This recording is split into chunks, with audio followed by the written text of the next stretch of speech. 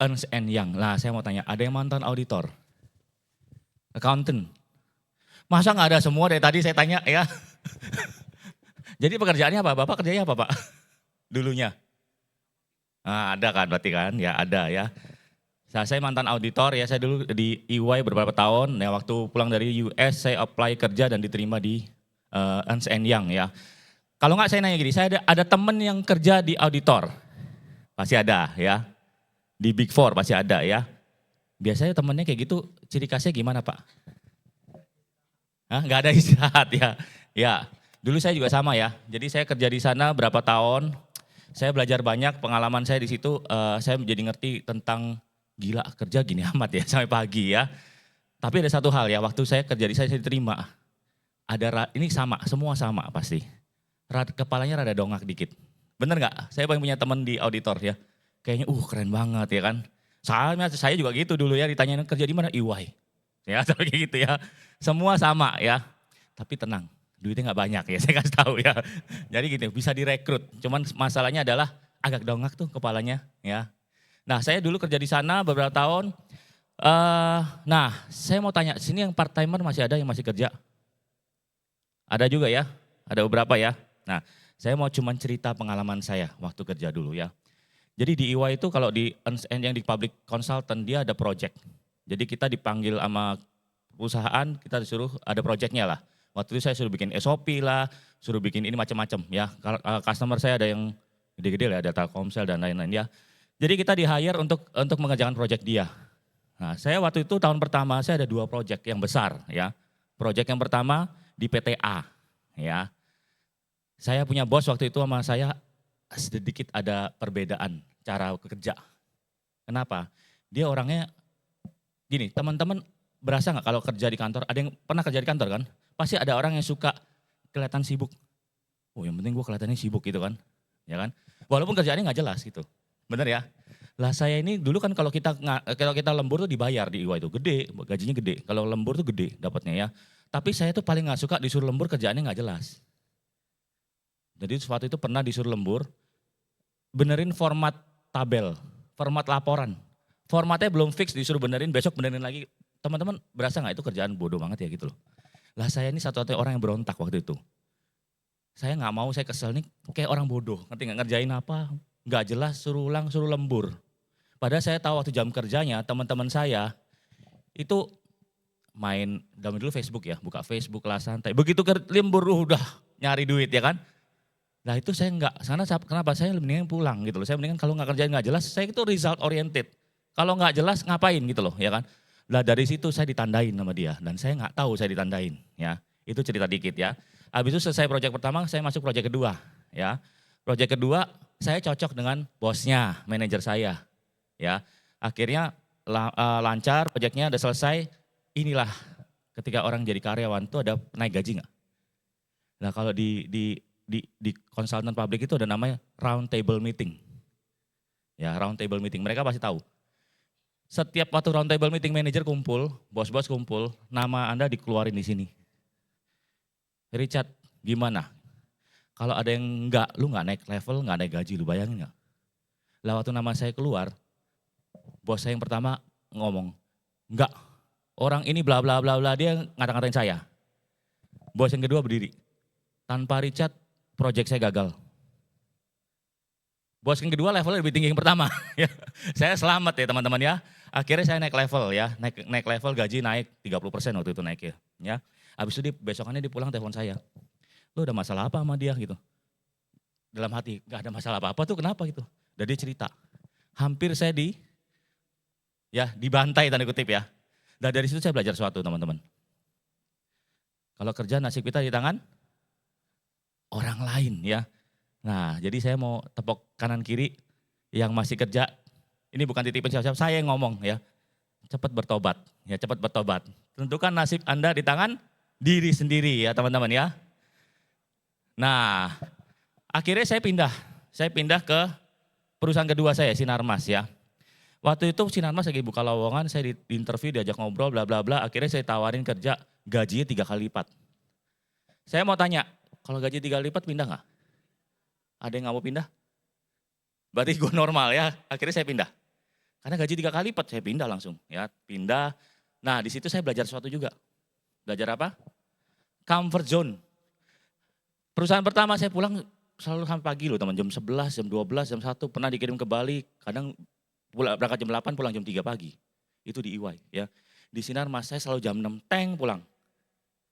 Jam 6 teng pulang, gaji 3 kali lipat, enak gak? Nah disitulah saya benar-benar merasa, ih asik banget nih, enak banget ya kan.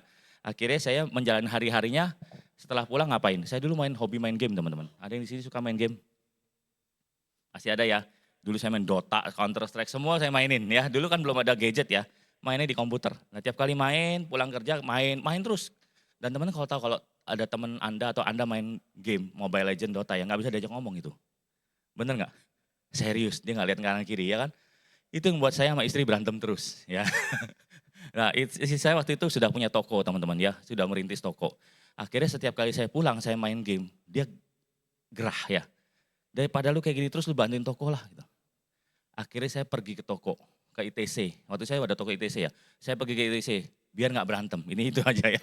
Saya pergi ke ITC, saya datang, saya lihat toko atau pegawai. Sebenarnya saya nggak ngapain, karena saya nggak betah di toko. Jadi saya cuma lihat pegawai saya ngapain ya. Oke, saya tinggal jalan-jalan ya. Itu saya lakukan selama 3 tahun teman-teman. Jadi kalau zaman waktu itu orang nanya, lu ngerti nggak sih? Gue nggak ngerti apa-apa, udah ya. Gue nggak ngerti barang apa yang bagus dijual, cara ngomong gue nggak ngerti. Yang jelas gue datang cuman biar nggak berantem di rumah ya. Akhirnya saya jalan-jalan di TC, duduk ngopi lah, 3 tahun itu saya lakukan. Tapi Tuhan baik, di tahun ketiga itu tiba-tiba ada turbulence kalau pesawat ya. Tiba-tiba ada something di kantor saya ya. Saya di Sinarmas itu ada diikut di satu departemen yang bosnya tuh jago banget. Audit juga, jagonya luar biasa ya. Saya ngakuin dia jago banget. Bayangin nggak? Saya itu kan kadang tugas kita tuh mengaudit event. Event tuh real nggak? Billboard dipasang nggak? Bisa bayangin ya. Jadi kalau orang bayar, itu kan bayar billboard kan mahal, MM-an tuh kan. Disuruh cek, bener nggak masih ada billboardnya? Jangan sampai ini pemalsuan gitu. Lah dia itu suatu hari dia lihat ada foto event, foto pameran. Dia ngelihat, dia ngomong, ada something nggak bener nih? Coba lu cek. Kita ke sana nggak ada eventnya teman-teman. Dia cuma lihat dari foto dong, dia bisa tahu ini pemalsuan. Gue juga nggak tahu dari mana. Sampai sekarang gue juga nggak tahu gimana caranya. Lah gara-gara itulah banyak orang kena pecat gara-gara dia. Termasuk ekspat dari Filipina gaji 70 juta lah waktu itu. Dipecat gara-gara dia. Dia emang orangnya jago banget, tapi sayangnya dia tidak punya people skill. Jadi siapapun dihajar sama dia. Akhirnya bosnya atasnya dia jadi takut sama dia. Ya, takut kena juga kan.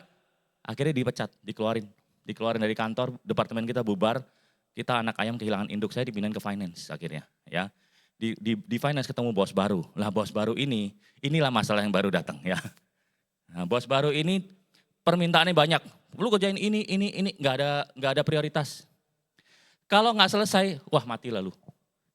Kalau hasilnya bagus, di depan bosnya dia ngomong ini, gua hebat.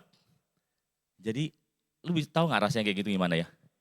Kerja gini amat ya. Nah saya mau nanya, ada yang merasakan gitu nggak sih? Kerja gini amat ya. Nggak ada, gue sendiri ya berarti ya.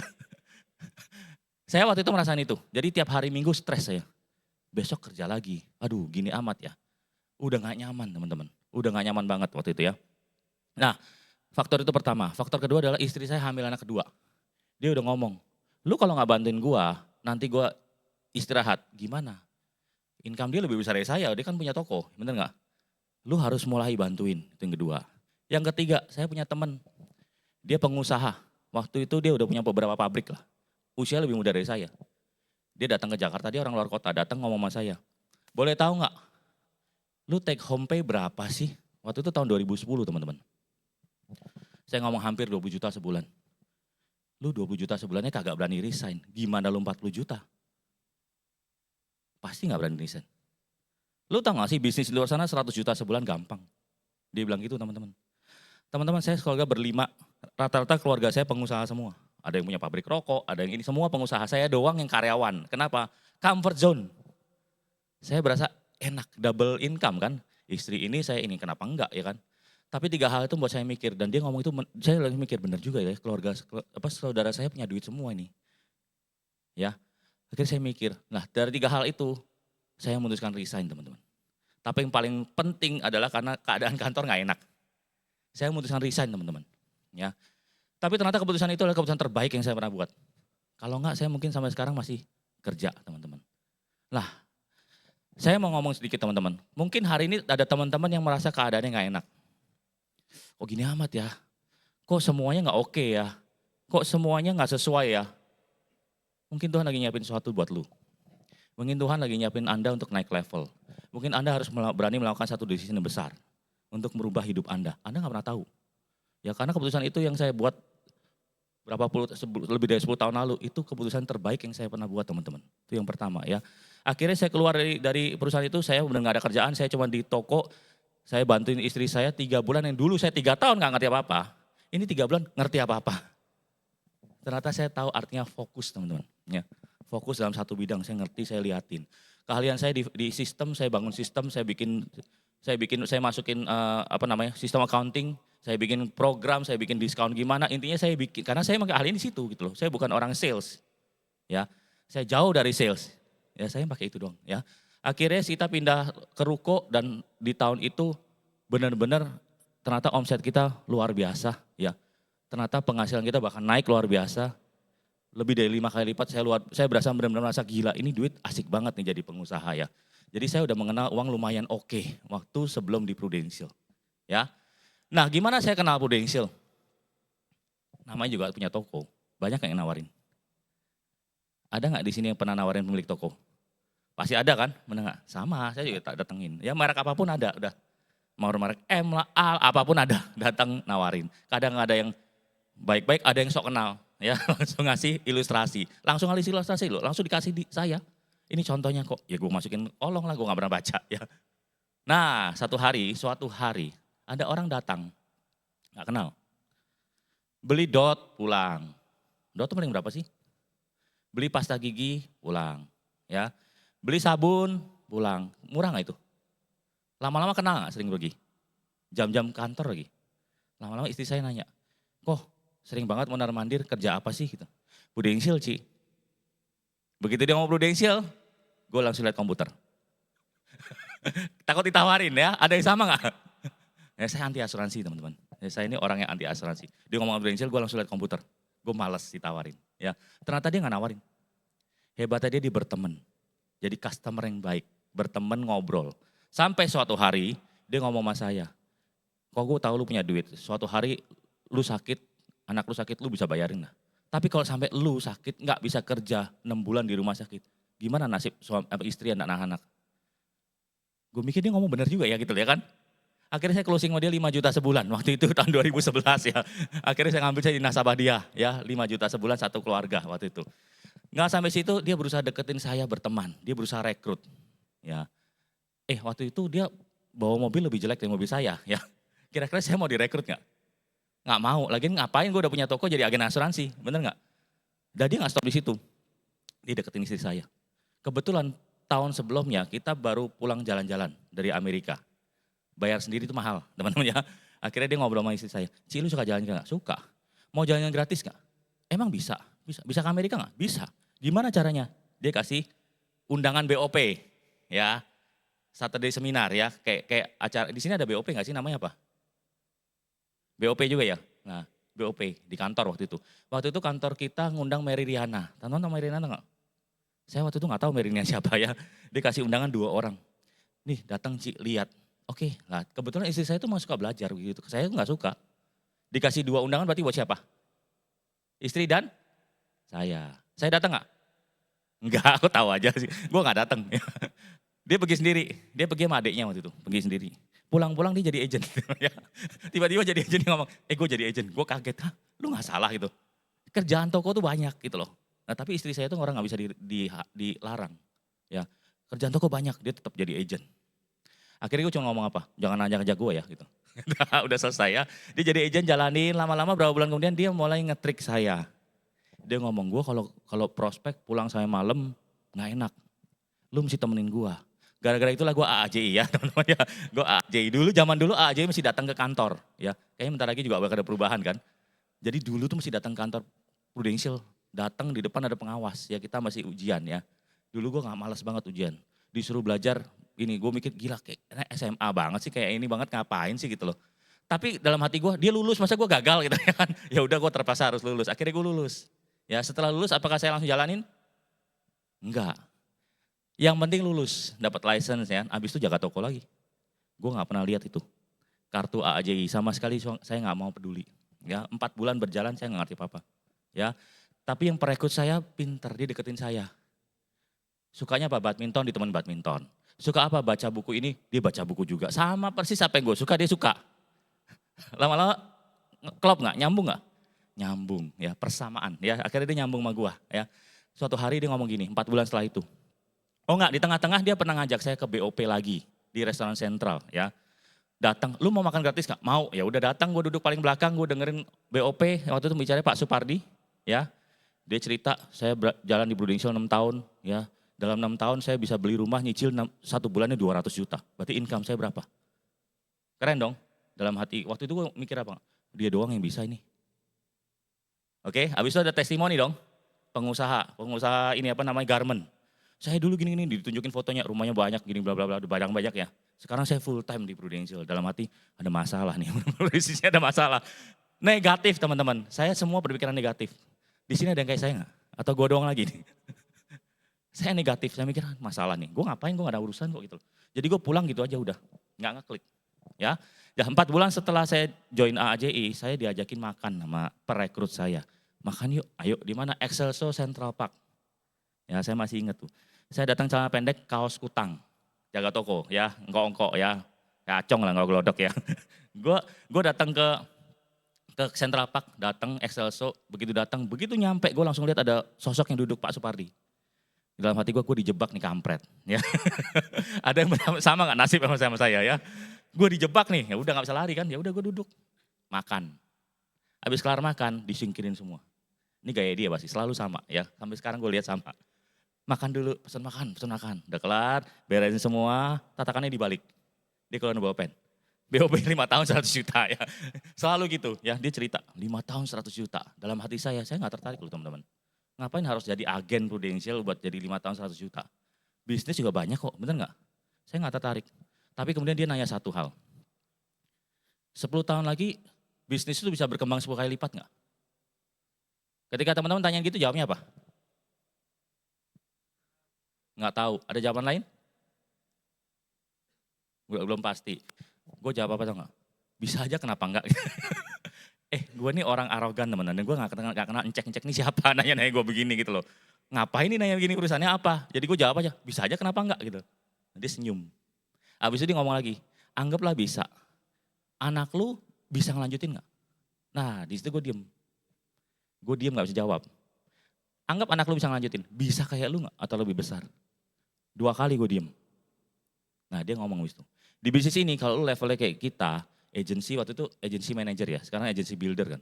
Agency manager, maka anak lu mau gak lanjutin, dia bisa melanjutkan bisnis ini karena bisnisnya bisa diwariskan. Bilang gitu loh. Nah di situ gue langsung ada something, ada yang gerak di otak. Menarik juga ya. Berarti ntar kalau anak gue pengen kerja apa ini, terserah dia, tapi ini bisa diwariskan. Ada ketertarikan. Nggak lama dia keluarin laporan pajak. Gue orang auditor, gue tahu SPT itu kayak gimana mukanya kan. Tunjukin beberapa halaman, dia tahu gue orang yang detail. Dia nggak mungkin ngasih satu doang, kebetulan. Dia ngasih bertahun-tahun 2005, 2006, 2007, 2008. Bertahun-tahun dan tulisannya bukan 100 juta, tapi ratusan juta sebulan teman-teman. Lah disitulah gue mulai ngeklik, gue langsung gila ya. Ngecek nih kaya nih ternyata dia. Tapi gue gak nunjukin ke situ dong, gue udah terlanjur gaya banget di depannya. Gue cuma diem, gengsi ya kan. Habis itu gue pulang ngomong bini gue. Gue seriusin Prudential setahun. Kalau kita lihat, kalau jadi gue terusin, kalau enggak ya sudah. Ya berdasarkan pengalaman saya kemarin waktu urusin toko, saya fokus, modal saya cuma fokus teman-teman. Saya terusin, saya jalanin, kemudian sampai hari ini. Saya udah gak ada kerjaan lain. Toko udah tutup, sampai kita semua 100% di Prudential teman-teman. Teman-teman, kita semua punya cerita. Saya yakin teman-teman semua punya cerita. Saya yakin teman-teman join di sini pun punya cerita. Punya tujuan, benar nggak? Siapa yang tujuannya join di sini pengen punya duit tambahan? Duit lebih lah, pasti ada. Siapa yang pengen di sini pengen jalan-jalan gratis? Pengen bahagiain orang tua? Pasti ada, semua orang punya tujuan. Dan tujuan itu, tujuan kita ada tujuan yang paling baik. Bukan tujuan orang lain, kita pasti punya tujuan yang paling berharga buat kita, betul nggak? Setiap orang punya tujuan. Suatu hari teman-teman yang akan bercerita sini. Teman-teman akan cerita gimana perjalanan Anda, gimana Anda berubah dari nobody jadi somebody teman-teman. Ya. Nah, hari ini topik saya, gimana kliknya nih? Diklik yang mana nih? Oke, hari ini topik saya adalah changing life, changing future. Saya mau tanya teman-teman, pasti teman-teman join sini ada tujuan, pengen ada perubahan dalam hidup. Betul nggak? Apapun itu perubahan namanya kan? Change of life, gue mau ada something yang berubah di hidup gue. Entah cara gue berpikir, entah kekayaan gue, entah waktu gue lebih banyak dan lain-lain. Ada pengen perubahan sehingga hidup gue berubah dan masa depan gue berubah, benar?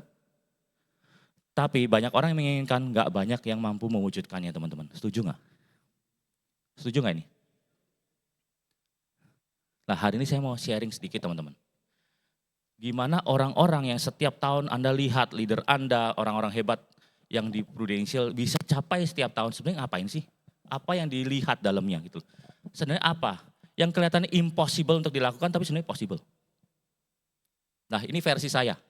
Ini versi saya dalam melakukan ini. Karena kita pun produk dari perubahan. Kita produk dari hal yang kita rubah tiap harinya. Setiap hari sehingga akhirnya compounding jadi hari ini. Ya. Oke, saya mau tanya. Dalam hidup banyak orang melakukan kesalahan, setuju nggak? Pengalaman buruk. Contoh melakukan kesalahan gini loh. Gue kemarin tahun lalu terlalu malas nih. Gue terlalu santai. Goal gue gak kecapai. Ini di Prudential ya. Gue harusnya lebih banyak rekrut. Gue harusnya lebih banyak jualan. Gue banyakkan di rumah kemarin. Gak usah tahun lalu deh, setengah tahun ini nih. Ini udah bulan Juni kan. 6 bulan udah berlalu. Teman-teman pernah lihat Prufos gak sih? Lihat ke belakang. Gue 6 bulan ini di mana ya gitu. Januari Anda melakukan goal setting, bener gak? 6 bulan udah jalan nih. Sama gak? Sesuai harapan gak? Dikit-dikit atau jauh banget nih masih gitu. Nah, Anda perlu jujur di sini teman-teman. Anda perlu jujur ke diri Anda sendiri. Diri Anda lihat, sudah 6 bulan nih, udah 5 bulan, hampir 6 bulan. Gue di titik mana ya? Nah di situ Anda merasa, gue kayaknya banyak melakukan kesalahan deh. Siapa yang merasa diri kita banyak melakukan kesalahan? Pasti ada. Gue mungkin terlalu santai, gue terlalu mepetin orang yang salah. Apapun lah alasannya lah. Gue mungkin gak serius, gue gak fokus, gue ke distract. Gue mikirin banyak hal di luar Prudential, misalnya apapun itu. Ya. Atau hal yang lain lagi pengalaman buruk. Ini saya ngomong bukan di Prudential. Contoh ya, tiap orang dari kita beda-beda, punya background beda-beda. Ada yang punya pengalaman buruk di hidupnya. Mungkin contoh punya pasangan abusif, contoh ya. Atau orang tua yang abusif misalnya, apapun yang membuat diri kita gak nyaman. Kita tumbuh dengan seperti ini, bukan kesalahan gue nih, kesalahan orang lain. Mungkin gak? Gue gak minta dilahirkan di sini kayak gini gitu. Mungkin gak? Apapun itu pengalaman buruk. Pengalaman buruk itu terjadi bisa karena orang lain juga, betul gak? Nah saya mau cuma satu hal teman-teman. Kebanyakan orang mengalami pengalaman buruk dan kesalahan, dia masih blaming. Kenapa gue lahir di keluarga seperti ini ya? Kenapa gue punya pasangan seperti ini ya? Kenapa gue punya orang tua seperti ini ya? Kenapa gue kemarin masih kayak gini ya? Kenapa gue terlalu santai ya? Terjebak sama lukanya. Mikirin terus. Nyalain terus. Dia sibuk melihat ke belakang. Akhirnya secara gak sadar, itu membentuk identitas dia. Bahwa gue orangnya layak seperti ini, tanda kutip. Gue ini emang kayak gini gitu. Ya gue emang kayak gini karena begini gitu. Jadikan identitas itu jadi dirinya dia. Satu hal teman-teman, kalau kita mau melejit perubahan, changing future, yang pertama adalah buang itu. Kalau enggak bisa. Pernah dengar orang mau berhenti narkoba dan lain-lain, dia harus stop ngeliat ke belakang. Sama teman-teman, kalau kita mau melejit ke depan, apapun di belakang Anda, lu gak usah lihat lagi. Apapun pengalaman, apapun perasaan pahit, lu mesti buang. Kalau enggak bisa teman-teman. Kita gak bisa bawa. Nah gagal itu peristiwa tapi menyeret ke masa depan itu pilihan Anda teman-teman. Ya, lu pernah gagal, lu pernah stres, lu pernah hidup gak enak, tapi lu kalau bawa terus ke depan itu pilihan lu. Karena setiap orang bisa ngelepas itu sebenarnya. Kalau Anda mau terbang, Anda mesti lepas. Tinggalkan masa lalu, Anda gak bisa terbang bawa beban yang banyak. Ya, buat teman-teman, ini hanya self reflection. Ini yang saya lakukan juga teman-teman. Ya, dan saya yakin banyak orang di Prudential, di dunia, di bisnis manapun melakukan ini. Ketika banyak pebisnis yang salah milih pilihan, bener. Dia milih ini ternyata rugi berapa M, bener gak? Nah kalau dia ngeliatin itu terus gimana? Dia harus lepas, dia harus move on, dia harus mikirin depan. Setiap orang make mistake. Apapun pilihan Anda kemarin ketika Anda ada pilihan A atau B, Anda milih A, Anda merugikan B. Pasti rugi di B, benar nggak? Anda milih B, ada yang salah di A. Pasti. Anda mesti berani lepas. Kalau nggak berani lepas, lu nggak akan move on. Lu akan sibuk ngeliat ke belakang, ada kesalahan yang gue buat. Lu nggak akan bisa terbang. Orang berhasil di dunia ini adalah orang yang bisa melepas ke belakangnya. Itu yang pertama ya. Tapi ini susah untuk orang yang selalu memilih hidupnya di masa lalu. Ada nggak teman-teman orang yang hidupnya selalu melihat masa lalu? Gara-gara ini nih, nggak bisa megangin. Dia pernah dikhianatin suaminya atau istrinya, habis itu dia cerai mungkin ya. Tapi tiap kali dia dekat sama orang lain, dia selalu melihat kayak gini terus. Makanya dia nggak pernah move on dan dia nggak pernah dapat orang yang baru. Karena dia selalu lihat itu, ngerti? Relate ya maksudnya ya? Nggak bisa teman-teman. Anda harus berani make mistake, Anda harus berani melakukan itu dan itu salah lagi, it's okay gitu loh. Jadi step number one, apapun kesalahan Anda, 6 bulan terakhir Anda hasil gak maksimal, forgive, lepasin. Lu harus berani move on, lu harus sadar, harus lihat. Itu udah lewat. Itu number one ya. Ada video, boleh di setel gak videonya?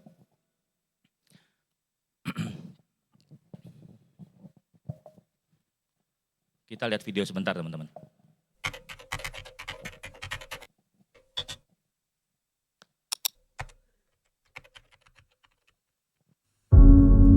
Biarlah yang lalu berlalu, karena yang lebih indah sudah menunggumu. Tanpa disadari, banyak orang sebenarnya hidup di masa lalu. Istilah zaman sekarang, gagal move on katanya. Kecewa, sedih, menderita. Sadarkah kamu gak ada gunanya berlarut-larut? Kamu gak mungkin bisa mengembalikan waktu, kamu gak mungkin bisa mengembalikan yang sudah hilang, kamu gak mungkin bisa mengubah masa lalu. Jadi apa gunanya memendam penyesalan? Apa gunanya memendam kesedihan? Apa gunanya terus-menerus menyalahkan diri? Kamu gak akan pernah bisa mendapatkan apa yang membuatmu bahagia kalau kamu terperangkap dengan masa lalu. Kalau kamu ngotot ingin mengubah sesuatu yang sebenarnya mustahil untuk bisa kamu ubah, itu namanya kebodohan. Bodoh, sangat bodoh. Kadang di hidup ini, kita harus berani melepaskan untuk bisa mendapatkan sesuatu yang lebih baik. Kamu harus berani untuk melepaskan masa lalumu, berani untuk melepaskan segala kepahitan, segala duka, segala cerita. Bukan karena hal itu tidak penting, tapi karena masa depanmu, tapi karena hidupmu jauh lebih penting. Biarlah yang lalu berlalu, karena yang lebih indah sudah menunggu. Mungkin kamu pernah bertanya-tanya, kenapa sih hidup ini kok nggak adil banget? Tuhan itu kok nggak adil? Kenapa ini harus terjadi? Kenapa harus saya? Why me? Why me? Memangnya cuma kamu aja yang pernah susah? Setiap orang pun pernah merasakan yang kamu rasakan. Kesedihan, kegagalan, keterpurukan. Tapi itu bukan alasan. Itu bukan alasan untuk mengasihani diri. Itu bukan alasan untuk menyalahkan keadaan. Untuk apa? Gak ada gunanya. Hidup memang tidak selalu seperti yang kamu mau. Tapi bagaimana kamu melihat dan menjalaninya, itulah yang lebih penting. Semua hal sulit harus kamu lalui. Semua kekecewaan itu harus kamu rasakan. Semua tangis itu harus ada untuk menjadikan kamu lebih kuat, lebih siap, lebih tangguh. Jangan biarkan masa lalu menggerogotimu. Jangan biarkan kesedihan kemarin merusak kebahagiaanmu. Yang terjadi memang sudah terjadi. Terima semua dengan lapang dada dan lihat ke depan. It's time to move on. It's time for you to move on. Tidak peduli apa yang telah hilang dalam hidupmu, selama kamu masih mampu bersyukur pada Tuhan, kamu tidak kehilangan apapun. Hidup sedang menguji kamu. Jangan diam aja, ayo bangun, ayo sadar. Jangan sesali yang sudah pergi, jangan ditangisi yang sudah ada. Bangkit, lihat, dan syukuri apa yang masih ada. Hari ini bukanlah hari untuk menyerah. Tapi hari ini adalah hari untuk mencapai semua cita-cita. Selamat tinggal masa lalu, dan selamat datang hari yang baru.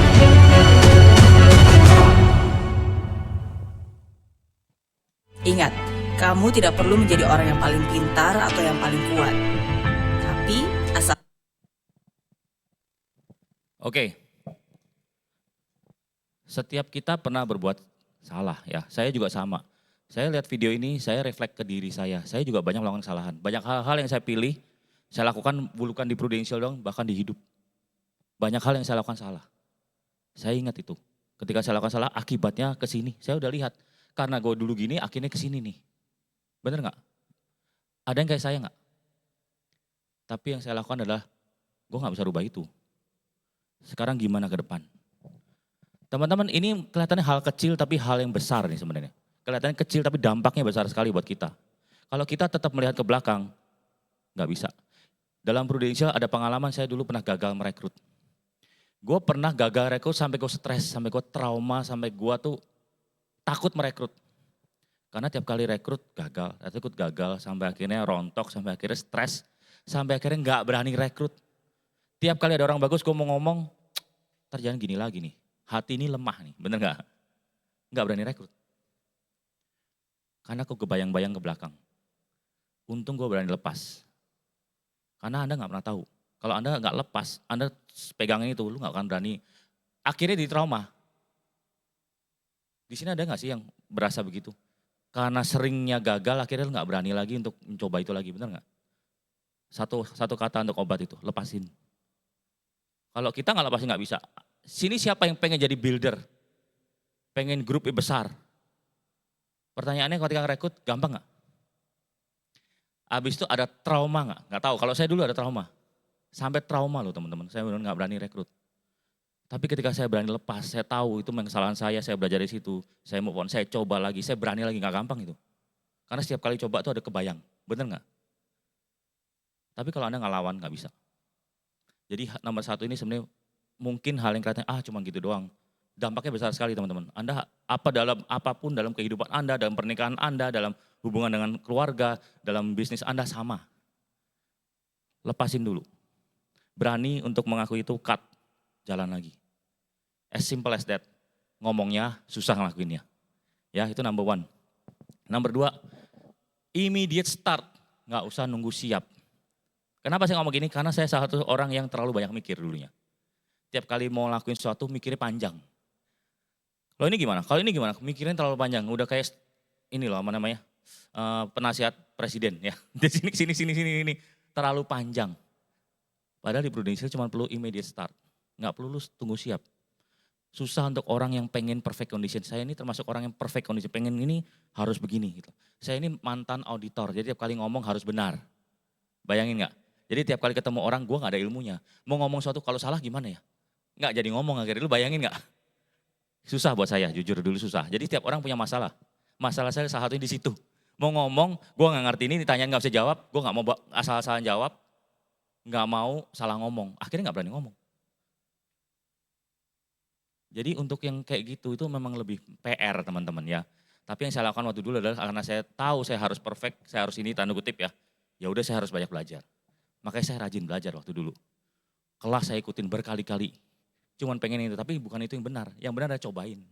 Percuma Anda belajar terus, Anda nggak bisa jadi profesor di sini ya. Oke, ada orang yang menunggu yakin, bener nggak sih bisnis ini? Apalagi masih baru join ya. Bener gak ya? Gue salah gak ya di sini ya? Gue gak yakin. Menunggu mood. Bangun hujan ini. Katanya harus prospek, bikin janji. Aduh jauh lagi.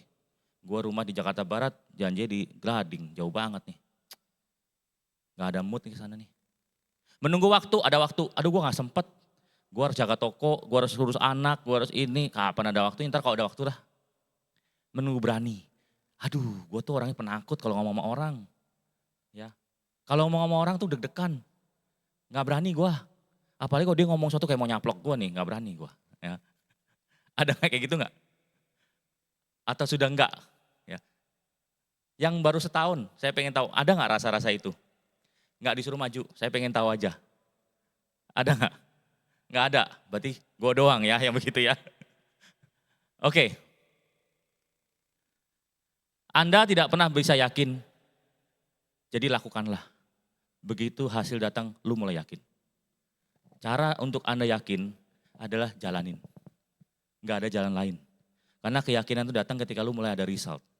Result itu bukan berarti hasil closing tapi ada perubahan dari lu.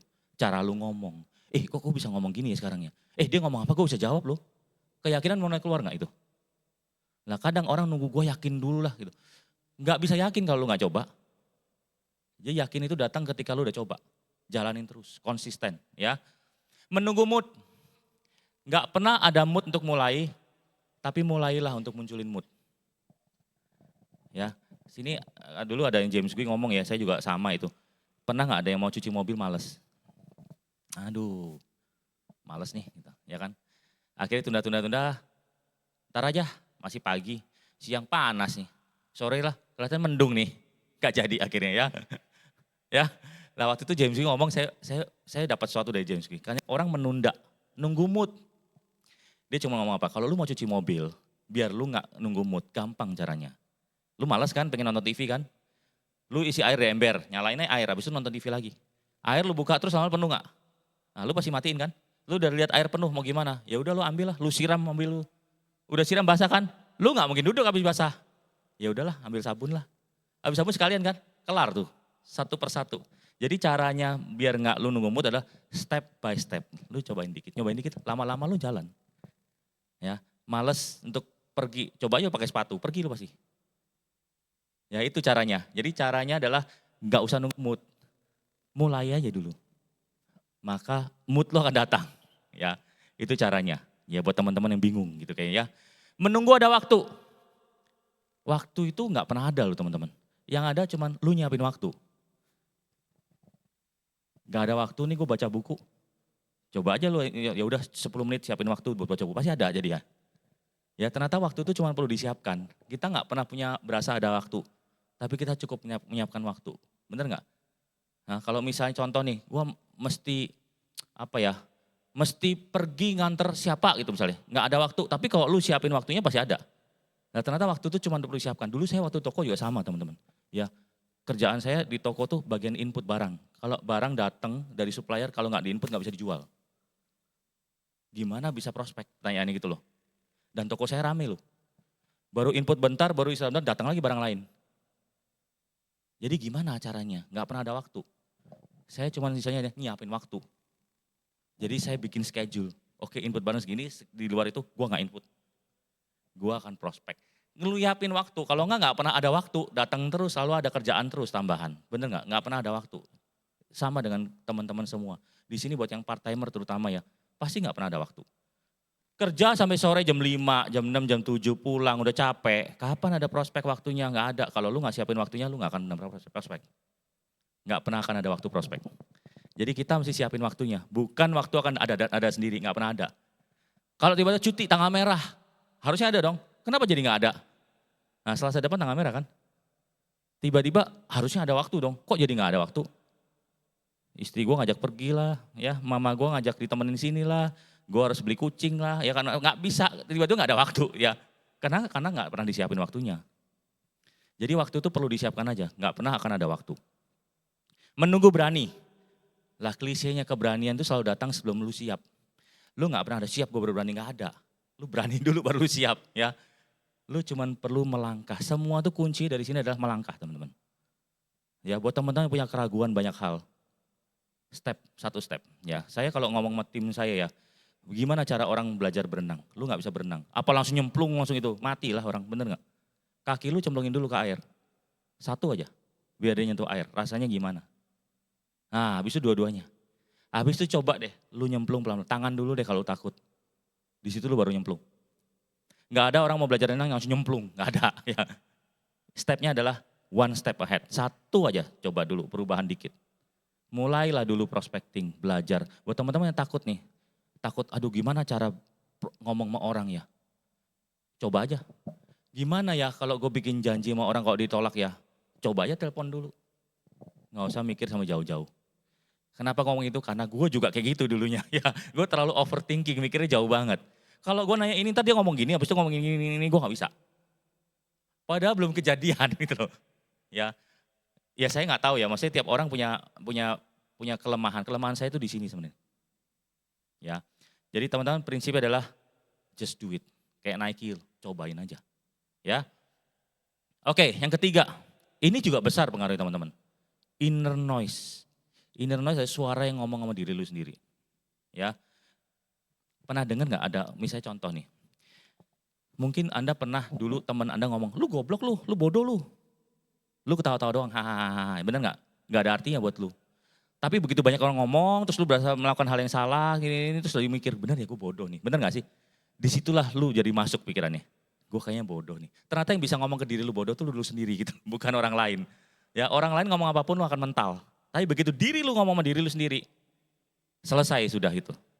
Saya kan ngomong sama tim saya juga dulu, kebanyakan orang tuh percaya Prudential bagus. Kebanyakan orang percaya Prudential tuh pasti bagus. Bukti di mana-mana.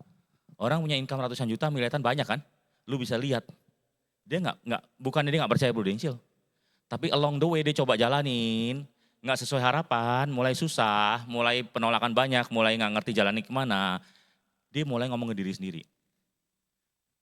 Susah kayaknya ini. Kayaknya bukan buat gua ini. Gitu. Mungkin buat dia tapi bukan buat gua. Disitulah selesai sudah. Karena inner noise Anda lebih besar pengaruhnya daripada orang lain. Pada perjalanan dia selama berapa bulan orang ngomong, ngapain di Prudential, udah telat lu. Gua dulu mantan agent. Harusnya lu mulai 10 tahun lalu udah telat. Kata leader gua, semua orang bisa ngomong itu, dia jalan terus. Nggak mempan. Sampai detik dimana dia ngomong ke diri sendiri. Aduh susah nih ini. Nah disitu mau oleng tuh kapalnya tuh. Bener nggak? Jadi hati-hati dengan apa yang Anda ngomongin ke diri Anda sendiri teman-teman. Karena inner noise itu suaranya paling gemuruhnya paling besar ya. Jadi Anda harus kalau Anda punya impian, tadi saya nanya tadi Anda ngomong kan punya impian pengen ini. Impian itu harus Anda jaga. Jangan sampai orang lain mencuri impian itu termasuk diri Anda sendiri. Jagain itu. Hati-hati dengan apa yang Anda ngomongin ke diri sendiri ya. Suara yang dalam pengaruhnya besar. You are not enough, lu gak cukup, lu tuh bego, lu ini nih. You are good enough, beda pengaruhnya. Apa yang kita ngomongin ke diri sendiri pengaruhnya sangat besar teman-teman. Ya. Musuh terbesar kita bukan orang lain. Tapi lu ragu terhadap diri sendiri. Ya. Saya juga beberapa kehilangan tim yang dulunya bagus. Saya mulai lihat arahnya kemana, dia mulai hilang karena ini. Dia membiarkan itu terjadi. Ya, saya ngomong berkali-kali, saya ngomong kebaikan dia gimana, dia memilih untuk tidak mendengarkan, dia dengerin suaranya ini. Kalau udah kayak gini susah nolongnya teman-teman, karena yang bisa nolong diri Anda sendiri. Orang lain ngomong apapun sulit tembusnya, kecuali Anda yang ngomong diri sendiri. Makanya ingat kata-kata itu tadi, semua orang mengalami ini. Jadi Anda harus stick untuk ngomong diri sendiri bahwa lu cukup bagus kok. Lu mungkin belum sampai kemana tapi you are good enough gitu. Just do it. Make mistake gak apa-apa ya. Kebocoran energi terbesar ketika lu perang dengan diri sendiri, bener gak? Ya, lu sibuk perang dengan diri sendiri, prospek di depan. Tapi lu gak mau prospek, lu perangnya sama diri sendiri. Waduh gimana lu perang, sampai capek akhirnya ya. Kebocoran energi terbesar tuh karena kita perang dengan diri sendiri teman-teman. Cara untuk membuktikan kebenaran bahwa ini benar apa enggak sih, adalah dengan action, balik lagi tadi. Jadi teman-teman cuma satu, ini bener gak ya, ini gue bagus gak ya, gue tuh sebenarnya bisa gak ya. Satu-satu cara cuma action. Action aja udah. Ya, dulu Pak Supadi pernah ngingetin saya, ya leader saya ngomong gini. Agent itu ada step-stepnya, ada fasenya. Fase pertama dia semangat, ya kan. Habis itu dicoba, jalanin, ya kan, ada harapan. Ternyata gak sesuai harapan, mulai itu oleng ya kan. Mulai gak jelas, mulai gak datang kantor, ya kan, mulai prospeknya dikurangin.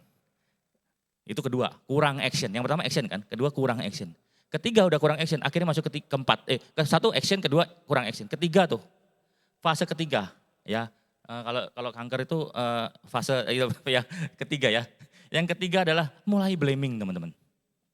Leader gua nih gak bener nih, kantor gua nih gak menunjang nih.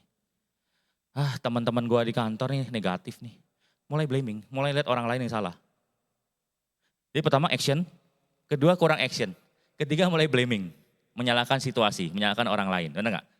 Yang keempat itu akhirnya apa? Pernah di Prudential. Kata Pak Sodi gitu ya. Yang keempat akhirnya jadi pernah di Prudential. Nah teman-teman obatnya gimana biar sampai kita nggak ketiga dan keempat? Obatnya ada satu doang obatnya. Action. Kalau lu udah mulai ke sana, kurang action, udah masuk ke nomor 2, jangan sampai ketiga. Biar lu nggak ketiga gimana caranya? Action. Mulailah prospek lagi. Rekrut lagi, selling lagi. Gue tanya teman-teman, ketika Anda prospek lu lagi lemes, nggak closing. Aduh susah nih. Begitu ada satu orang bisa dibikin janji aja, lu semangat nggak? Nah, berarti obatnya itu bukan. Sadar nggak obatnya itu sebenarnya? Ya itu doang obatnya.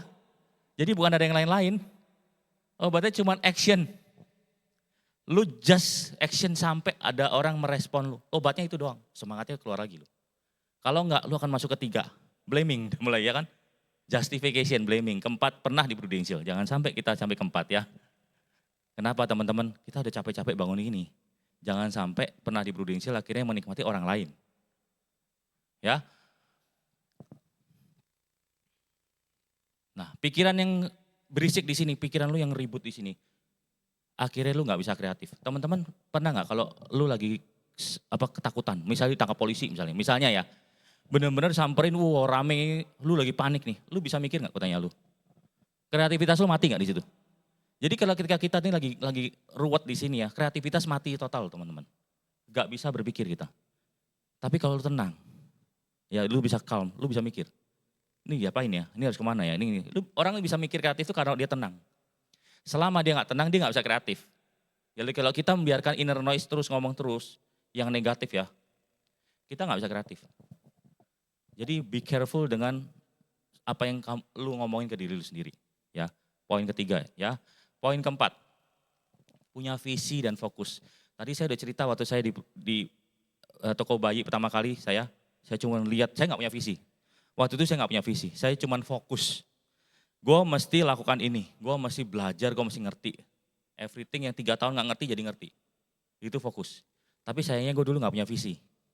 Ya waktu saya di toko bayi dulu yang punya saya bisnis saya ya, saya nggak pernah punya visi. Saya cuma kerjaannya apa sih? Datang toko, duduk, masukin barang, ada orang datang dilayanin, kayak biasanya. Dia kalau nanya barang nggak ada, misalnya barang ini nggak ada, belum ada, langsung gue minta pegawai gue tulis, janji sama dia kapan dia butuh, dia pasti ada barangnya. Karena gue bisa cari, ya kan? Jadi nggak ada visi, adanya cuma orang butuh gue ada, udah. Nggak pernah mikir ke depan gimana nih toko, nggak ada, nggak pernah berpikir gitu. Kita nggak pernah ngajarin juga dulu kan. Beda dengan prudential nggak? Anda punya visi nggak di sini? Anda punya lihat ke depan nggak? 5 tahun ke depan gue bagaimana? Fokus nggak? Ya. Ini nggak bisa orang punya visi dan fokus itu kalau orang itu oportunis apapun, ada cuannya gue hajar. Nggak bisa teman-teman. Ya. Visi itu satu arah. Dan arah itu cuma satu. Nggak bisa arahnya mata angin banyak, nggak bisa. Lu bingung sendiri akhirnya. Gue mesti belok kemana ya? Timur, barat, selatan nggak bisa. Jadi lu harus punya satu arah yang jelas, lu jalan sana. Visi itu satu arah dan arah itu satu tujuan. Makanya lu bisa nyampe. Ya, kalau di tengah-tengah lu kanan kiri, nggak pernah nyampe teman-teman. Ya, fokus itu artinya membuka satu pintu, menutup pintu yang lain. Nah, banyak kan di luar sana gue tahu banyak orang sambil ini dong, sambil ini dong gue ngerti. Tapi sambil itu nggak apa-apa, tapi kok sambil itu mulai mengambil attention lu, bahaya itu. Padahal orang sambil tuh attentionnya kerebut. Sambil ini ya, attentionnya kerebut, nggak bisa nyampe. Otomatis gak bisa nyampe, makanya itu yang paling bahaya, paling tahu ada diri Anda. Kalau gue gak mau ngetes gituan. Gue jelas apa yang gue mau gitu loh. Kalau Anda gak bisa itu, akhirnya sambil itu makan tujuan lu. Ke distract, Anda harus tahu apa yang Anda mau. Jadi kalau Anda maunya arah sana, along the way ada something, kalau lu bisa grab di arah sana, terserah lu. Tapi kalau grab itu membuat lu ke kanan, ke kiri, lu gak pernah nyampe. Akhirnya lu salah langkah dan lu gak pernah nyampe tujuan lu. Ya. Menjalani hidup versus membangun kehidupan. Ini saya sering sharingkan dulu ya. Teman-teman, ada orang yang hidupnya cuma dijalanin doang. Menjalankan hidup. Ada orang yang membangun kehidupan. Atau enggak bedanya apa? Kata-katanya simpel tapi meaning, deep meaning, bener enggak? Menjalani hidup tuh kayak saya waktu dulu punya toko. Ya penting gue buka toko, ada customer datang, anak gue bisa sekolah, that's it. Gue cuma jalanin hidup. Ya kan? Enggak kelaparan, enggak apa, itu menjalani hidup loh. Kalau gue membangun kehidupan jelas, gue mau kemana nih. Toko ini akan ada berapa nih ntar? Ke depan rencananya gimana nih? Akan jadi mall nggak misalnya gitu loh ya, contoh gitu. Membangun kehidupan itu jelas visinya, kita mau kemana. Tapi kebanyakan orang di dunia ini rata-rata kalau lihat nggak sih sebenarnya cuma menjalani kehidupan. Nggak banyak orang punya membangun kehidupan. Kenapa? Karena rata-rata, teman-teman tahu nggak sih kalau di kuadran Kiyosaki itu, self-employee, employee sebelah kiri itu, 90% orang di dunia kan di situ kan, menjalani hidup itu. Tapi yang sebelah kanan, business owner, dia bangun kehidupan, dia tahu mesti ngapain. Dia tahu bahwa Alfamart-nya harus ada berapa, benar nggak sih? Bedanya orang kuadran kanan sama kiri itu, dia tahu visinya, dia tahu arah mana. Nah kita di Prudential dibawa ke arah kuadran kanan, business owner. Cara berpikir kita harus sama. Identitas kita menentukan kita berpikir seperti apa. Ya, hasil besar lahir dari fokus kecil yang dijaga setiap hari. Nah teman-teman, banyakan dari kita pengen hasilnya besar. Gue pengen punya income segini lah, pengen tim segini dan lain-lain. Teman-teman tahu nggak? Itu hasil besar didapat karena dari fokus yang dijaga setiap hari. Fokus yang kecil. Prospek.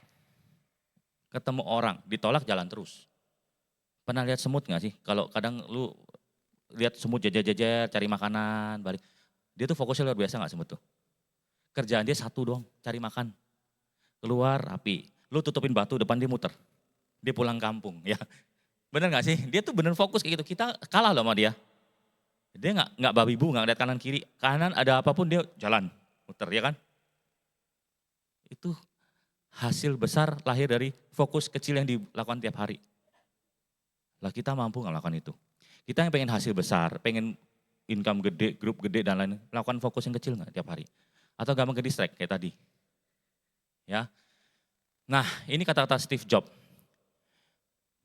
Decide itu apa ya? Memutuskan ya. Memutuskan untuk tidak melakukan sesuatu, itu sama pentingnya dengan memutuskan untuk melakukan sesuatu. Ngerti gak maksudnya? Kadang kita, gue harus ngelakuin ini nih. Penting kan itu kan? Tapi kalau lu memutuskan, gue gak mau lakuin ini, itu juga sama pentingnya sebenarnya. Gue harus prospek sama, gue gak mau prospek. Itu sama penting, sebenarnya sama penting. Lah teman-teman tahu gak, sadar gak hal-hal kecil yang Anda putuskan yang kelihatannya gak matters. Nunda lah, males lah, apapun itu ya, itu efeknya sangat penting ya. Dengan keputusan Anda yang lain. Jadi hati-hati dengan apa yang Anda putuskan. Kan kembali lagi tadi topiknya adalah gimana nih orang-orang bisa breakthrough, changing life, changing future. Cuman hal-hal kayak gini dong, sesimpel itu sebenarnya. Saya yakin ketika saya ngobrol dengan orang-orang yang achiever itu sama pemikirannya. Mereka menjaga itunya sebenarnya. Ya. Oke, yang kelima, poin kelima. Melakukan kesalahan dan menjebol plafon Anda. Maksudnya apa tuh? Melakukan kesalahan dan menjebol plafon. Teman-teman, kalau kita tidak pernah salah, ya ingat ya, kalau kita nggak pernah salah, sebenarnya lu nggak pernah nyoba lu. Orang yang benar-benar nggak pernah salah tuh nggak pernah nyoba apa-apa. Nggak pernah salah, nggak pernah coba. Artinya lu diem aja, nggak ngapa-ngapain. Makanya kelihatannya nggak ada salah. Karena semua orang yang melakukan sesuatu pasti ada salahnya. Paling gampang kalau leader tanya kita ya, minggu lalu ngapain? Nah lu gak ngapa-ngapain, diem aja kan, kayaknya everything oke, ya lu gak ngapa-ngapain soalnya. Karena kalau kita ngelakuin sesuatu pasti ada kesalahan. Ada coba kontak orang gagal, ya kan? Ada coba ngomong sama orang ghosting. Itu kan kesalahan-kesalahan, gak tahu kesalahan, pokoknya poin yang kita sharingkan kan. Kalau kita tanya ngapain minggu lalu, gak ada jawaban, hening. Berarti lu gak ngapa-ngapain, itu diam artinya. Tidak pernah salah, tidak pernah ngapa-ngapain juga diam. Ya. Satu hal lagi. Kalau kita melakukan kesalahan baru, kesalahan besok ngelakuin kesalahan lagi tapi berbeda, artinya lu bertumbuh. Tapi kalau lu ngelakuin kesalahan yang sama terus, berarti lu nggak belajar gitu, ngerti gak sih? Lu salah tapi hal yang sama diulang-ulang terus. Ada something wrong gitu loh. Jadi kesalahan itu tidak boleh hal yang sama terus. Kita belajar dari situ. Kalau ada salah itu kita rubah.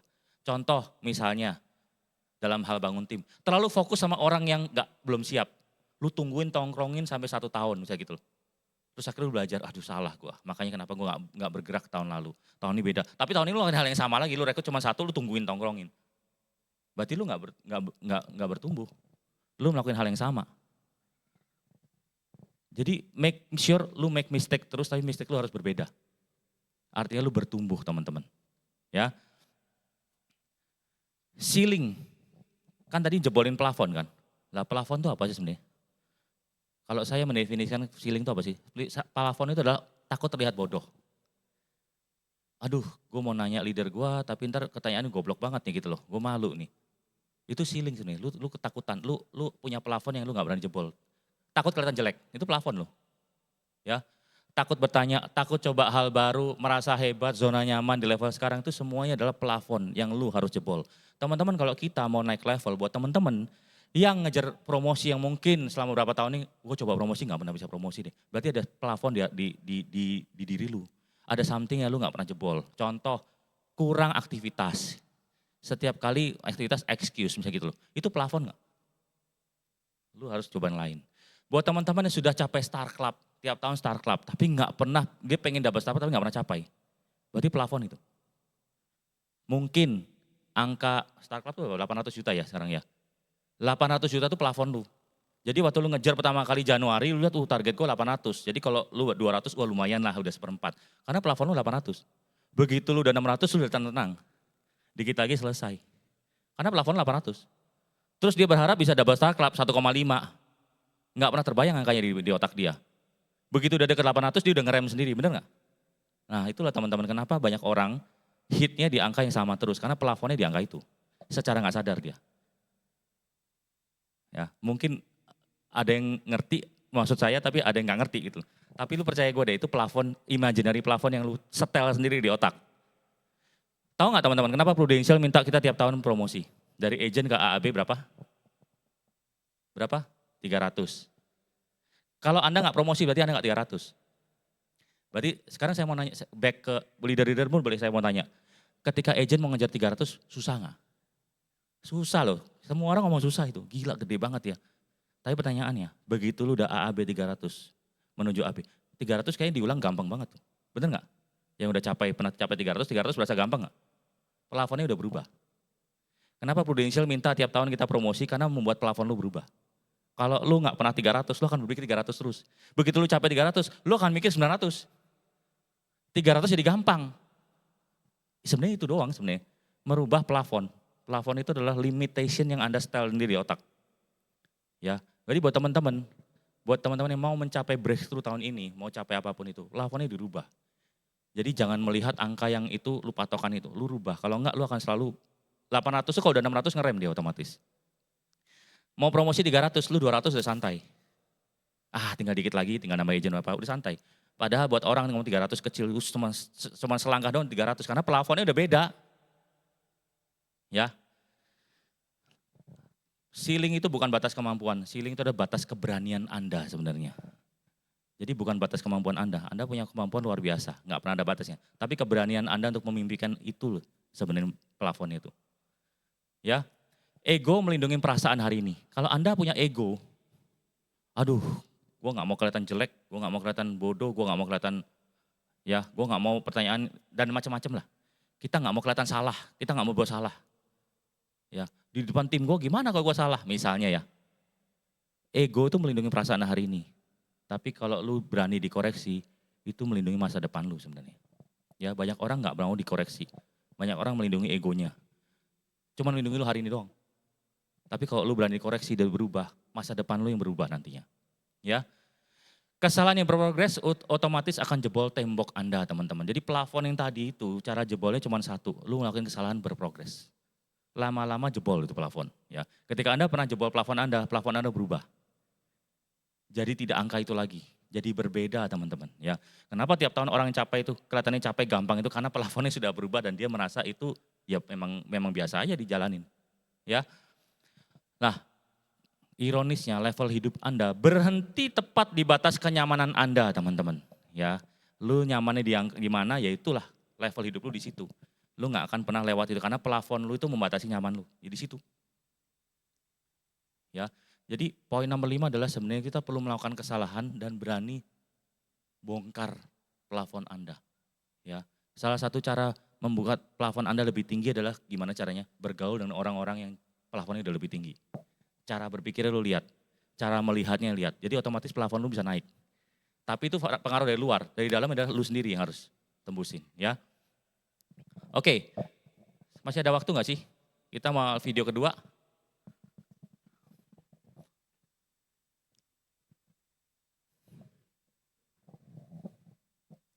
I found that nothing in life is worthwhile unless you take risks.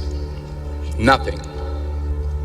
Nelson Mandela said, "There is no passion to be found playing small and settling for a life that's less than the one you're capable of living." Now, I'm sure in your experiences in school and applying to college and picking your major and deciding what you want to do with life, I'm sure people have told you to make sure you have something to fall back on. Make sure you got something to fall back on, honey. But I never understood that concept, having something to fall back on. If I'm going to fall, I don't want to fall back on anything except my faith. I want to fall forward. I figure at least this way I'll see what I'm going to hit. Fall forward. This is what I mean. Reggie Jackson struck out 2,600 times in his career, the most in the history of baseball. But you don't hear about the strikeouts. People remember the home runs. Fall forward. Thomas Edison conducted 1,000 failed experiments. Did you know that? I didn't know that. Because the 1,001st was the light bulb. Fall forward. Every failed experiment is one step closer to success. You've got to take risks, and I'm sure you've probably heard that before, but I want to talk to you about why that's so important. I got 3 reasons, and you can pick up your iPhones. First, you will fail at some point in your life. Accept it. You will lose. You will embarrass yourself. You will suck at something. There's no doubt about it.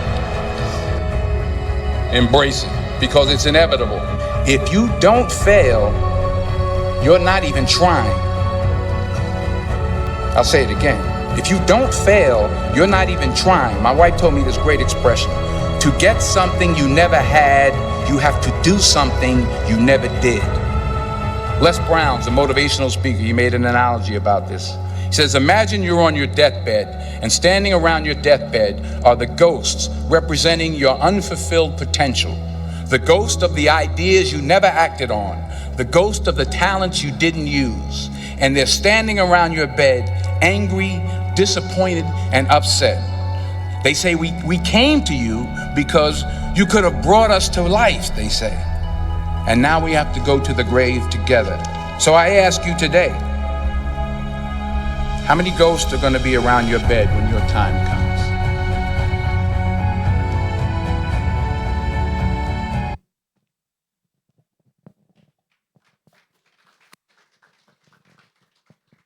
Oke, video tadi ngomong bahwa kita harus berani melakukan kesalahan. Banyak penemuan ditemukan setelah berkali-kali melakukan kesalahan. Betul nggak tadi teman-teman? Dan yang terakhir bagus dia ngomong apa? Banyak kreativitas mati bersama orangnya. Iya nggak pernah dikeluarkan, betul nggak? Teman-teman saya tahu Tuhan ciptakan kita tuh adil, sama. Ada orang punya kelebihan A, ada orang punya kelebihan B. Ada yang punya kelemahan A, kelemahan punya B. Benar nggak? Tapi pertanyaannya teman-teman pernah nggak mengeluarkan apa yang Tuhan udah taruh talenta dalam diri Anda? Mungkin Anda hari ini belum tahu. Tapi kalau Anda nggak coba, nggak make mistake, nggak coba lagi, make mistake lagi, coba lagi, make mistake lagi, lu nggak akan pernah tahu. Tahu nggak teman-teman, saya ini orang introvert loh. Orang yang harusnya nggak berdiri di sini, saya orang belakang. Sampai hari ini pun saya juga nggak pernah mau duduk berdiri di sini. Tapi ternyata Tuhan taruh talenta saya bisa ngomong di sini loh. Dari mana saya tahu kalau saya nggak pernah coba? Dan itu berlaku buat diri Anda semua. Dari mana Anda tahu bahwa Anda ada calon leader besar? Banyak orang hidupnya tergantung sama diri Anda. Kalau Anda nggak pernah rekrut, nggak pernah coba ajak ngomong, nggak pernah tahu Anda itu talenta itu ada di Anda. Dari mana Anda bisa menolong orang banyak loh? Hidupnya tergantung Anda, nasabah Anda, nggak pernah tahu. Apakah Anda tetap milih duduk di rumah, merenungin ketakutan Anda, aduh kegagalan Anda. Padahal Tuhan taruh talenta besar di Anda yang tinggal Anda explore. Yang Anda nggak pernah tahu 5 tahun dari hari ini Anda yang berdiri di sini berbeda teman-teman. It's just need make mistake, break ceiling teman-teman ya. Next, komitmen dan konsisten. Ini sangat hal yang sering diomongin leader-leader dan semua pembicara, benar nggak? Komitmen dan konsisten. Tapi saya mau satu hal dulu di masalah ini. Gampang ngomongnya, komitmen. Lu mesti komit, lu mesti konsisten, gampang ngomongnya. Komitmen diuji ketika lu capek. Jadi bukan waktu lu berhasil, lu closing, lu pasti komit gua. Closing gua datang kantor dapat angpau ya. Itu mah semua orang ya bisa ya. Tapi ketika lu gak closing, lu udah mulai capek, lu udah mulai bertanya-tanya, hasilnya belum kelihatan, komitmen lu diuji. Lu tetap mau jalan gak? Lu tetap mau hadir gak? Tim lu gak datang, lu datang gak? Itu komitmen. Jadi komitmen ujiannya bukan waktu lu everything oke, tapi everything gak oke. Itu yang membedakan orang berhasil apa enggak teman-teman. Ya, semua orang terlihat hebat di minggu pertama, direkrut semangat, wah semuanya fight, apinya membara. Tapi lihat di minggu ke-12 dia masih sama gak? Itu yang membedakan orang ternyata teman-teman. Komitmen dan konsisten itu cuma stretch, dilihat berapa lama dia. Ya, kalau Anda hanya kerja saat termotivasi, wah gue habis seminar ini semangat, gue mau prospek. Lu kerja cuma motivasi doang, termotivasi. Habis itu lu gak kerja, berarti lu menyerahkan hidup lu dengan perasaan lu. Lu menyerahkan masa depan lu, impian lu yang tadi lu ngomong gue pengen berubah A, B, C, D. Lu taruh itu dengan perasaan lu doang. Masa kita mau hidup dengan perasaan gitu? Konsisten itu membentuk habit, kebiasaan. Setelah kita konsisten kita akan jadi habit. Ya, saya mau nanya, ada yang bangun tidur lupa gosok gigi? Gak ada ya? Otomatis gak? Masuk kamar mandi gosok gigi. Kenapa bisa gitu? Karena udah konsisten dari dulu lakuin, udah jadi habit. Udah gak perlu mikir, habit itu gak perlu mikir. Ya, konsisten akan membentuk habit. Habit itu akan membentuk karakter Anda. Adalah karakter Anda akan menentukan masa depan Anda. Ya. Nah, Anda tidak naik ke level goal Anda. Anda punya goal di atas pasti. Goal itu pasti di atas kita. Anda nggak mungkin otomatis naik ke level Anda, goal Anda. Tapi Anda pasti jatuh ke level yang kebiasaan Anda teman-teman. Ya, sistem Anda itu maksudnya apa yang Anda biasa lakukan. Anda pasti jatuh di level yang Anda biasa lakukan. Nggak mungkin Anda bisa gampang naik ke level goal Anda. Anda jatuh di level Anda. Pertanyaan adalah gimana menaikkan sistem Anda levelnya. Dengan cara habit. Habitnya dibentuk. Otomatis Anda akan naik levelnya. Ya. Poin ke-7 terakhir, positive surrounding dan monitor progress. Teman-teman, positive surrounding sangat penting. Ya, agency sangat penting. Anda ada agency yang luar biasa loh. Ya, prestasi luar biasa. Leader-leader Anda tuh orang biasa. Lu di tempat yang tepat, surrounding lu orang bagus. Tergantung lu nya sekarang. Ya, positive surrounding. Anda seperti 5 orang sekeliling Anda. Kalau sekeliling Anda pemabok, lu jadi pemabok. Sekeliling Anda narkoba, lu akan lihat narkoba itu gak apa-apa. Sekeliling Anda orang-orang yang malas, bangunnya jam berapa, nunda-nunda, lu akan melihat nunda itu biasa. Karena mereka gitu semua, benar gak? Kalau sekeliling Anda nafsu cari duit, lu akan melihat semua orang cari duit itu biasa. Lu lihat orang gak suka cari duit, aneh orang ini, benar gak sih? Keliling Anda jaga keliling Anda. Sekeliling Anda itu menentukan Anda seperti apa. Ya, lingkungan yang positif bukan selalu menenangkan Anda. Jadi lingkungan positif bukan selalu yang bikin lu happy loh. Tapi buat lu berkembang. Bahkan kadang lu depres buat gak enak. Ya. Nah, tentang monitoring. Teman-teman, sesuatu yang tidak diukur, itu otomatis sedang dibiarkan jadi gagal teman-teman. Ya, sesuatu yang gak diukur itu otomatis sedang dibiarkan gagal. Ya. Teman-teman kalau kita, ini udah 5 bulan, 6 bulan. Udah lewat. Pertanyaan kita monitor nggak? Kita lihat nggak? Kita ambil tanggung jawabnya nggak? Kita 6 bulan ke depan ada waktu nggak berubah? Ada. Dari tadi udah video-video udah ngomong kan, semua orang melewati kegagalan dan dia improve berbeda di akhir tahun. Pertanyaannya apa yang akan Anda lakukan berbeda dan dimonitor nggak? Kalau nggak akan kembali ke titik yang sama karena Anda selalu jatuh di level yang Anda biasa lakukan. Anda perlu monitor teman-teman. Libatkan leader Anda monitor, libatkan agensi ini monitor Anda karena Anda nggak bisa sendirian. Ya. Nah, monitoring bukan alat untuk mencari salah. Lu salah di sini bukan. Monitoring adalah cara tercepat lu berhenti bohong ke diri sendiri. Gue baik-baik aja kok, gue fine-fine aja kok, gue everything oke. Lu gak tahu 6 bulan ini API lu berapa, lu gak tahu. Nah, kalau lu gak pernah monitor, lu bohong sama diri sendiri sebenarnya itu. Sedang bohong sama diri sendiri. Everything not okay, cuman lu bohong sama diri sendiri. Dengan dimonitor lu jadi stop berbohong sama diri sendiri. Kita mau semuanya pengen improve kan, akhir tahun kan. 6 bulan ini kita semua pengen signifikan gak?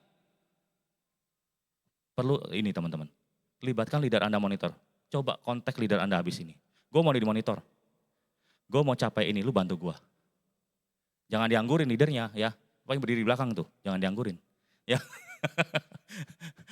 Oke, ini slide penutup saya teman-teman ya.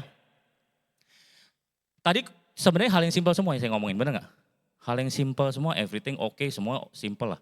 Tapi masalahnya ternyata banyak yang gak mampu teman-teman. Banyak yang gak bisa jalanin itu. Kenapa? Masalahnya bukan apa? Bukan kita bodoh atau bukan. Karena kita selalu sering menawar disiplin sama kita sendiri. Ditawar disiplinnya. Kita gak mau komit. Ya. Pertanyaannya bukan mampu atau enggak. Tapi kita mau enggak jadi bagian yang mayoritas atau minoritas yang benar berubah. Rata-rata teman-teman percaya enggak orang yang bagus tuh enggak banyak sebenarnya. Mayoritas orang average, benar enggak sih? Yang minoritas adalah yang bagus. Nah pertanyaannya, kita benar-benar mau jadi orang minoritas enggak? Yang bagus seperti itu gitu loh, mau berubah enggak? Underline-nya cuma mau aja. Mau enggak? Atau akhirnya kita membuat benteng garis, itu kan dia bukan gua. Nah itulah inner talk lagi udah mulai ngomong. Gua nggak layak nih, gua di sini aja. Once itu terjadi ya lu udah memilih side. Memilih kubu yang lu sendiri nggak seperti itu, lu nggak mau jadi kayak mereka gitu loh. Ya, hidup nggak berubah karena pemahaman teman. Hari ini banyak pemaparan banyak, gue mulai paham ini. Hidup lu nggak berubah karena lu paham. Hidup berubah karena keputusan yang lu ambil teman-teman. Lu putusin untuk melakukan perubahan. Ya, belajar dari kesalahan, berani gitu. Dan bertumbuh secara konsisten teman-teman. Ya, ini video terakhir kita lihat.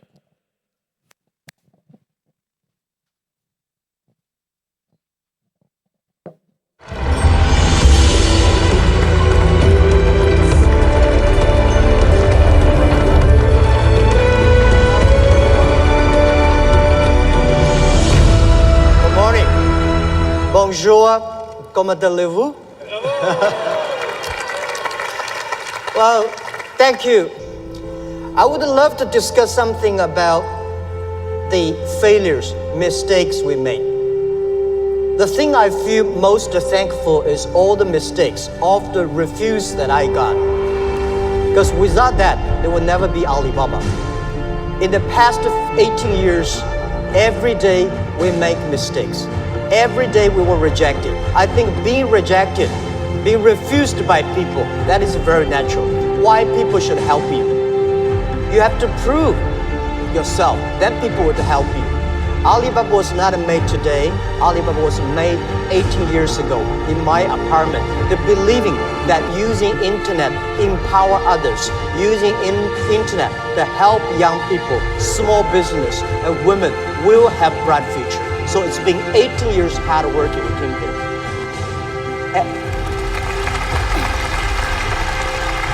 Today, there are a lot of books about us.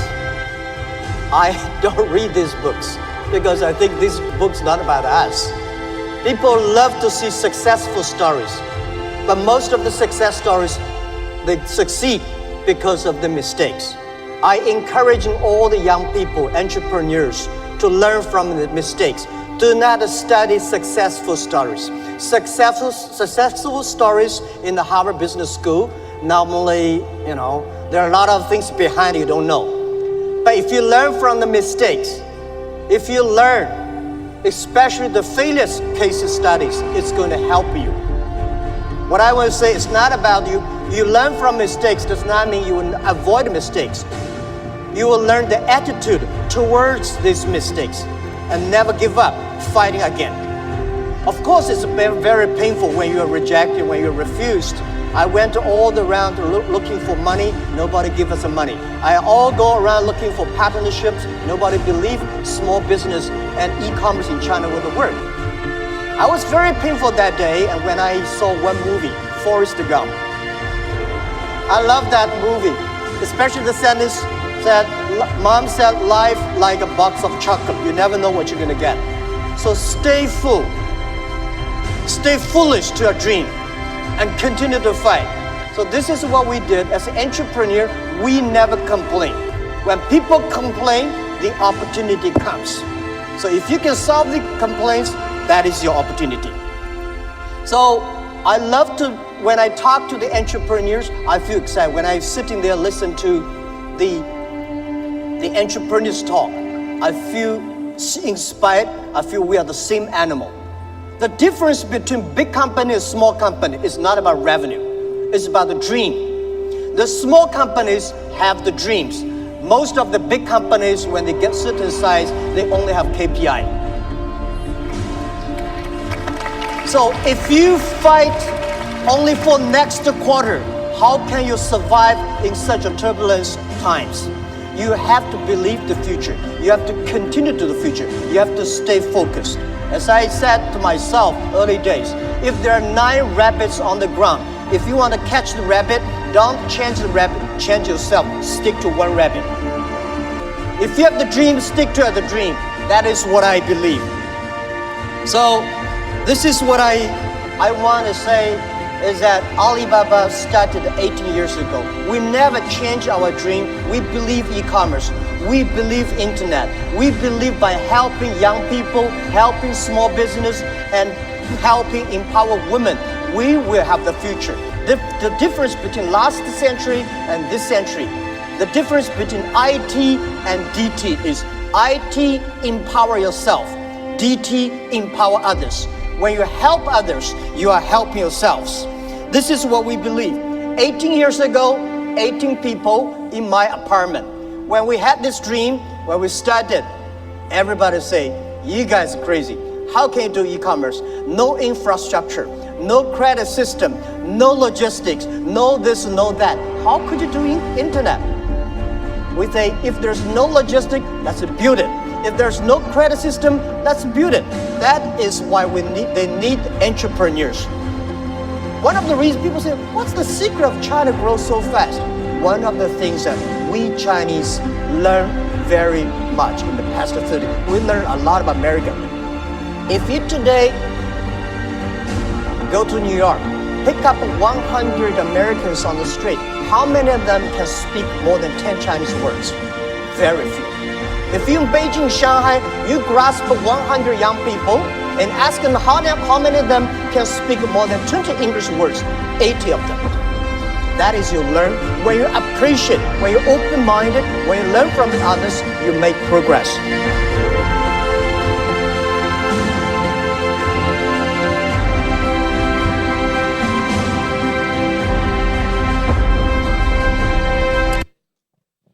Oke, teman-teman, saya yakin teman-teman tadi bilang Anda punya impian. Pegang impian itu. Jangan biarkan orang lain ambil impian itu. Anda pegang erat-erat, Anda jalankan, Anda make mistake, Anda jalan terus, make your progress. Maka Anda 5 tahun lagi, 2 tahun lagi, 3 tahun lagi, Anda yang berdiri di sini. Dan Anda akan memberkati banyak orang. Sekian, thank you. Sekali, thank you Ko Richard buat sharingnya hari ini. Kita langsung panggilkan our chairman kita untuk foto bersama ya Ko ya. Sharing yang sangat luar biasa, memberkati kita. Boleh bagi berdiri semuanya.